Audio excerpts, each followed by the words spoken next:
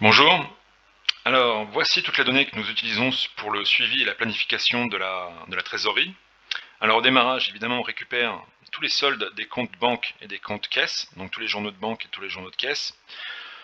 On va utiliser évidemment au fur et à mesure les rapprochements bancaires qui sont effectués directement sur Odoo, donc qui vont actualiser la trésorerie. Donc tous les jours en fait, on a la possibilité d'importer un relevé pris sur internet ou d'être connecté directement avec une banque et d'avoir automatiquement les écritures bancaires, les écritures de caisse aussi dans le suivi de trésorerie. On utilise également, enfin on peut utiliser, tout le monde ne le fait pas, les commandes clients, donc tous les devis qui sont transformés en bons de commande client. Donc ça on va les mettre dans le plan de trésorerie, on va les mettre à la date de livraison du client, une date de livraison prévue, plus le DSO du client. Si la commande client contient de la TVA, en fait, la TVA va également apparaître, une ligne supplémentaire va apparaître dans la trésorerie. Toutes les TVA tombent toujours le même jour de chaque mois, dans le cas où vous avez une déclaration de TVA mensuelle. Exemple, on sait qu'au Maroc, la déclaration de TVA, on a une date maximale qui est la fin du mois suivant, plus un petit délai entre le moment où vous déposez votre déclaration de TVA et le moment où le prélèvement sur votre compte bancaire est effectué.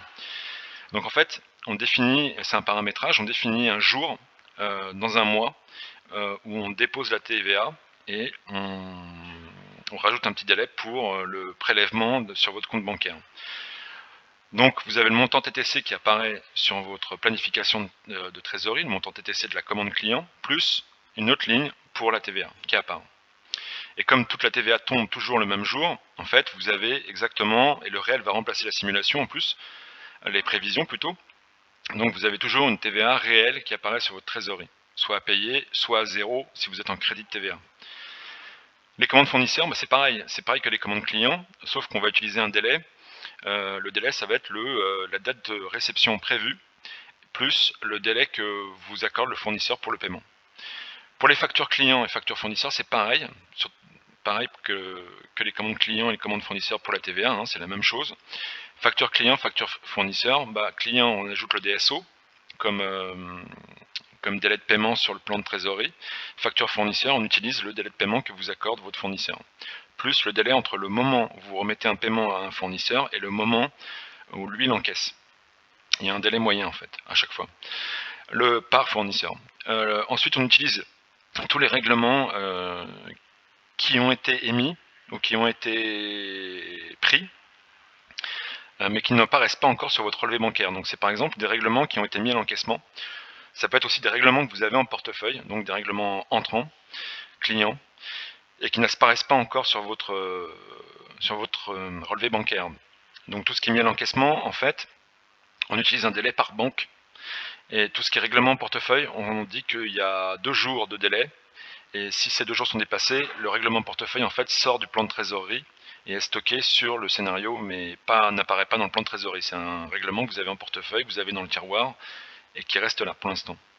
Et vous avez le droit de le mettre à n'importe quelle date ensuite. Règlement fournisseur remis, c'est des règlements que vous avez remis à des fournisseurs ou des demandes de virement que vous devez envoyer à des fournisseurs et qui ne sont pas encore apparus sur votre relevé bancaire. Donc ça, on les prend en compte. Ensuite, vous avez les postes de prévision, donc toutes les charges fixes par exemple. Et ça, elles sont mises soit à la fin du mois si vous les mettez comme mensuel, soit à la fin de la semaine, soit à la fin du trimestre, c'est comme vous voulez. Mais c'est toujours à la fin d'une période. Et ensuite, le budget, c'est par mois si vous utilisez les données budgétaires qui sont dans la comptabilité d'Odoo. Donc vous avez toutes ces données comptables et commerciales qui apparaissent dans le plan de trésorerie. Là-dessus n'apparaît pas tout ce qui est emprunt, données financières, mais qui sont en fait dans la comptabilité d'Odoo et qui vont impacter aussi directement la trésorerie, votre plan de trésorerie sur Odoo. Voilà toutes les données que nous utilisons pour la planification de trésorerie. Merci.